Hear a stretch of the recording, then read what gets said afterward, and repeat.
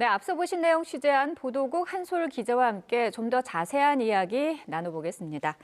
자, 한 기자, 충청권 4개 시도가 참여한 충청권 메가시티 선포식에 오늘 다녀오셨잖아요. 이 여당의 메가서울 구상에 지역사회의 반발이 컸었는데 충청권이 선도적으로 메가시티 논의를 이끌겠다 이런 모습이네요. 네, 사실상 그 효과를 노린 선포식이었다고 볼 수 있습니다. 사실 국민의힘이 당론으로 추진하는 메가서울이 논란이 된 뒤 충청권에서는 유일하게 김태흠 충남지사가 기자회견을 열고 지방 메가시티가 우선이라고 날을 세웠습니다. 이장호 대전시장이나 최민호 세종시장은 명확한 반대 입장을 내지 않았습니다. 최 시장의 경우 이 때문에 균형 발전의 상징인 도시의 수장으로서 부적절하다는 비판이 일기도 했는데요. 오늘 선포식에서는 4개 시도지사가 모두 입을 맞춘 듯 여당발 메가서울과 충청권 메가시티는 별개라고 선을 그었습니다. 메가서울 구상에 대해서는 여전히 말을 아꼈지만 지방 메가시티는 충청권이 이끌겠다고 선포한 것에 의미를 두는 모습이었습니다. 네, 말은 선포식이라고 했지만 충청권이 메가시티 출범에 속도를 낼 계획이니까 중앙정부에서도 이에 걸맞는 지원을 하라 이런 결의가 담긴 느낌이 있기도 합니다. 충청권 4개 시도가 사실 메가시티 논의를 한 게 몇 해 전인 것 같은데 현재는 얼마만큼 진행이 됐나요? 네, 충청권 4개 시도가 상생협력을 추진한 건 말씀하신 것처럼 2015년 충청권 상생협력기획단이 출범하면서부터입니다.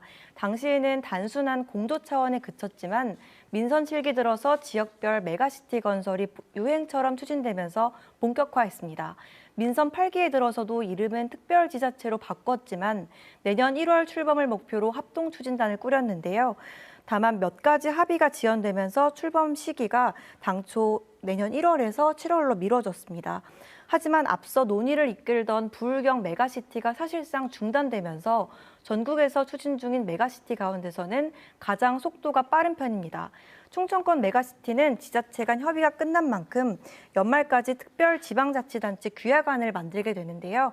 이후 지방의회의 의결만 받으면 행안부의 승인을 끝으로 내년 7월 출범하게 됩니다. 네, 이렇게 메가 서울, 부울경 메가시티 등 여러 지역에서 이 광역생활 경제권을 논의를 하는데 사실 국민들은 실질적으로 이게 감이 잘 안 오게 되거든요.